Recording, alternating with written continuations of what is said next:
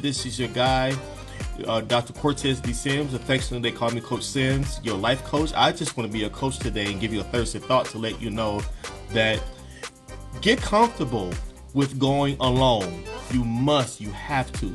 Just get comfortable with that. How do you get comfortable doing things alone? And I know a lot of people like to take people with them. They have their preference of who should go with them. They have their preferred person that they can't see themselves without and things like that. But first and foremost, I want to just give you some good confirmation here. I don't know who this is for, but wherever or whoever this video may find you, whether it's morning, noon, or night, or wherever it lands you, I just want to advise you guys, or advise that one person, get comfortable with going and growing and doing things alone. Because when you get comfortable with it, how do you get comfortable with it? First of all, you have to spend time with accepting. You have to get adjusted with making the necessary adjustments that someone has to do this. Someone has to make the first step. And if it's going to be someone who's going to make the first step, it's going to have to start with me. If you're waiting for somebody else to pull you, to go with you, to invite you out on your journey and on your trajectory, they're not coming, and it's not going to happen. But the way that you get comfortable is accepting. You have to spend a lot of time with accepting. And when you accept something, that means that you're spending time with learning how to agree with what needs to happen. What are the necessary things that needs to take place? That way that you can be okay with proceeding and making a step forward. But if you had your preference, or you still stuck on who was supposed to go with you, who you preferred to be that life partner, what team person that you can't see yourself doing things without, trust me, you're going to have to get to a point that you either go to your source of faith or go within yourself and say, all right, if this person doesn't show up, I still have to make my step. Because there's no way that you could bring anyone with you to a job interview. You have to go alone. You have to get comfortable with that. You have to get comfortable with the fact, okay, if I have to make some steps, and if it's meant for me to go out of town, or meant for me to make a move to go out of town because this is the best thing for me, or to move on the other side of town, I may have to go along and leave people. And let me tell you something. It is not God's will for you to bring people with you everywhere and bring everyone with you. It's not going to happen like that. What's up, bro? It's not going to happen like that. I know so many people that have left me, and I was like, are you kidding me? But that was the best thing that has ever happened for them. They had to go and see what was on the other side of the country, go to a different state. And you look at them now and they're like, it was the best thing. It was a hard decision. It was one of those best or big executive moves that I had to make. But it helped me find purpose. It helped me dig into my innermost being. It helped me try to figure out what was the best thing that can happen for me to move forward. But you can't move forward if you're still going to be stuck in where you were born at. If you're still going to be stuck in on an old house where you guys lived at. Those are old memories. It served its purpose, but get comfortable with that. I was going to say, well, get uncomfortable. It's already an uncomfortable subject, but the only way that you're going to be able to go and to grow, you have to go. All right. I've been saying that for years in my Quotes on Napkins book. In order for you to grow, you got to go. You have to go. You have to get up. You have to move. And if you don't make moves, then you have the same results. You will have the same complaints. You start murmuring. And a lot of times, God will allow you to see what season you're in. When your season is usually up somewhere, it is because the environment is no longer has the grace to support you. All right? So when people say, man, is my season up here? One of the best indicators that I've learned by experiencing and then surveying a lot of people is to say, okay, God, if my season is up, what is one of the best ways to know that? And one of the best ways that I can advise you guys, that if your season is up in any place because it's time to go and you're going to be uncomfortable, is when the environment is no longer graced to support you. That means when you're graced to go somewhere, God will provide. People will be in cooperation with you. Things will be smooth sailing. God will have the right people to connect you and give you the things you need to equip you to move forward. But when it's not going like that, and you know that you're not the creator of creating these problems or causing havoc, it's because now he stirs it up and break up the grounds to make you uncomfortable, because now you have to do what? Go back to the source, ask God to give you the faith for that to go forward, and then you're like, okay, Now, yeah, because I spent too much time in this season here, and now it's time to go to the next phase. You're still going to have to ask God to help you. So going alone is an amazing journey, but God knows how to do you because He always wants you to rely on Him, knows that He leads you, He guides you in all truth. He also leads you beside still waters. So all these different things for you guys who are of the faith, He wants to let you know that, hey, I'm the cause of that.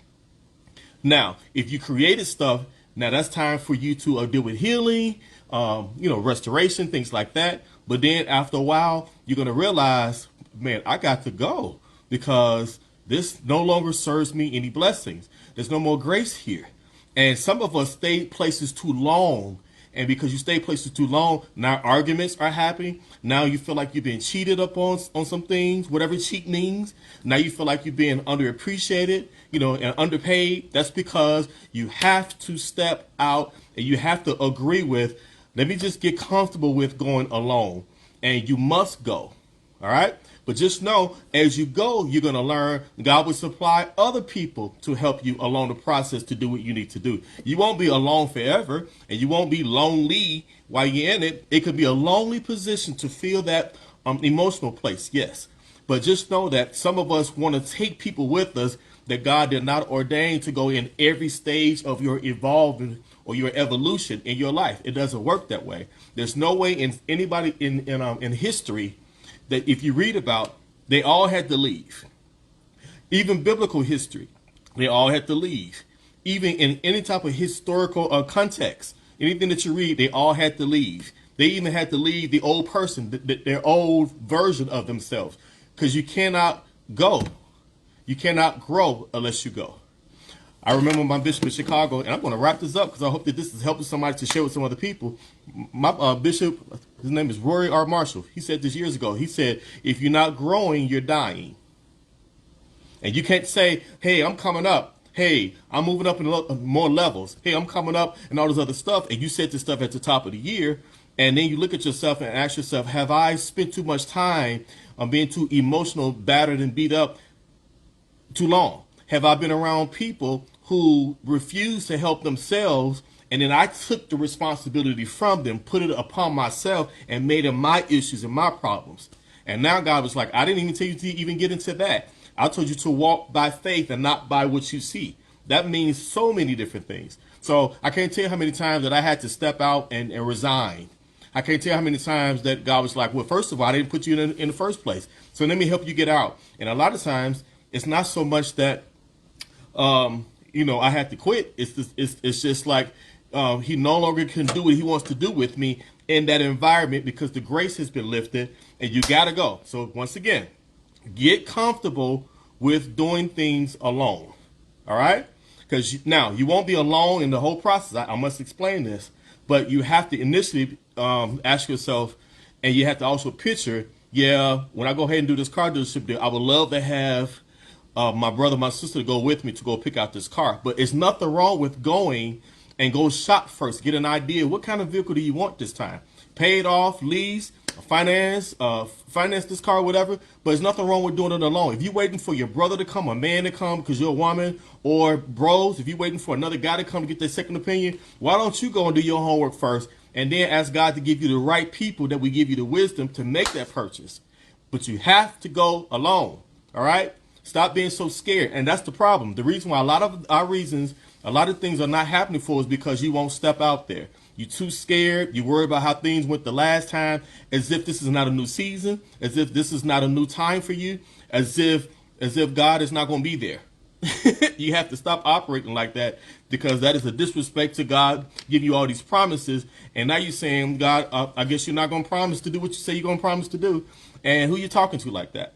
We're talking to a God that has everything you need and more beyond your comprehension. All right. So take care, take charge. Remember, pass this to other people. Let them know, hey, I know this is probably how you feel. You're probably having a hard time hearing this. I've been trying to say this to you, but pass this video to someone else that can let someone else tell you that you have to go alone. Get comfortable with that. So I'm telling you, one of the ways that you can pretty much figure out if the season is there, if the season is still there, or you have stayed in the season too long is to look and see, am I being supported in this environment anymore like it was when I started?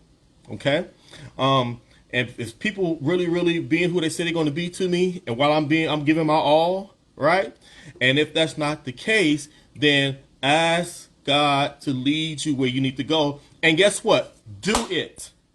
It makes no sense to get so much information and no application. The faith without the works, you still have a dead cemetery. And some of you all feel like you're in a cemetery.